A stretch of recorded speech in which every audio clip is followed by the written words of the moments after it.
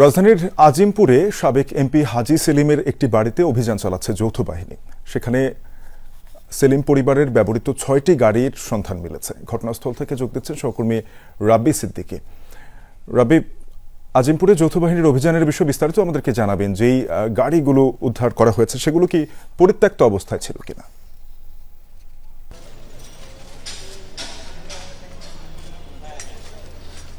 আসলে এই যে আমার পেছনে যে ভবনটি, এই ভবনটি সাবেক এমপি, এখানকার সাবেক এমপি হাজী সেলিমের, এবং হাজী সেলিমের এই ভবনটি মূলত তার একটি অ্যাপার্টমেন্ট, এবং এইখানে আসলে বেশ কয়েকটি গাড়ি পাওয়া গেছে যে গাড়িগুলো হাজী সেলিম ব্যবহার করতেন বা তার পরিবার ব্যবহার করতেন।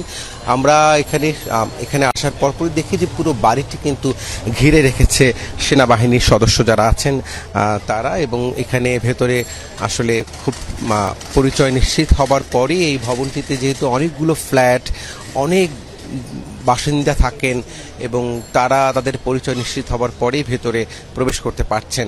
এবং সেই সাথে আরেকটি বিষয় বলে রাখি, দেখতেই পাচ্ছেন যে ভেতর থেকে যারা বাইরে বের হচ্ছেন তাদের কিন্তু চেক করা হচ্ছে। মূলত পুরো ভবনটি ঘিরে রেখেছে সেনাবাহিনীর সদস্যরা। ভেতরে একজন ম্যাজিস্ট্রেট আছেন এবং এরই মধ্যে বেশ কয়েকটি গাড়ি পাওয়া গেছে, এবং যে গাড়িগুলো ব্যবহার করতেন হাজী সেলিমের পরিবার, এবং সেটি সংখ্যা কয়টি গাড়ি বা ম্যাজিস্ট্রেট এই অভিযানে আর কি পেলেন সেটি জানতে আমাদের সময় লাগবে, যেহেতু অভিযানটি এখনো চলছে। আমরা যতটুকু জানতে পেরেছি যে এই ভবনটি হাজী সেলিমের পরিবারের, এবং হাজী সেলিম এই ভবনটি এখানে অ্যাপার্টমেন্ট হিসেবেই ভবনটি তৈরি করেছিলেন।